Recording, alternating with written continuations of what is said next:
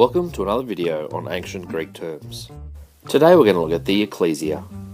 The Ekklesia was the place where Athenian men met and made decisions. It's basically why we think of Athens as the first democracy. In order to be eligible, you had to be a male Athenian citizen with at least 2 years military service. By the time we reach the 5th century, often described as the Golden Age of Athens, all 4 social classes of men were eligible to go.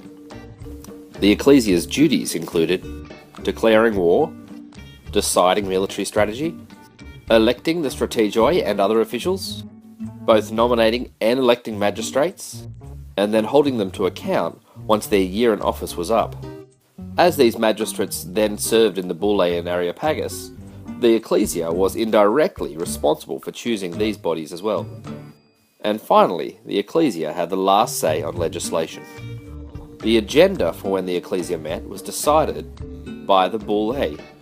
Usually voting occurred in 3 different ways: a show of hands, counting stones which were placed in one of 2 large jars, or using ostraca or broken pieces of pottery.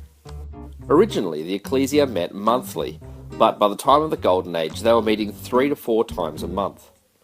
At its height, there were up to 40,000 eligible males able to attend the Ekklesia, although usually well-off and more urban citizens attended simply because of the cost. Because of this, in the 5th century, they introduced a small payment for attendance. In order for any decision to be binding, they needed a quorum of at least 6,000 people there.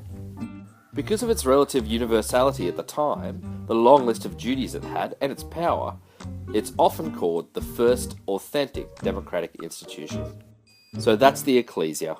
Any questions? Feel free to comment below, and don't forget to like and subscribe.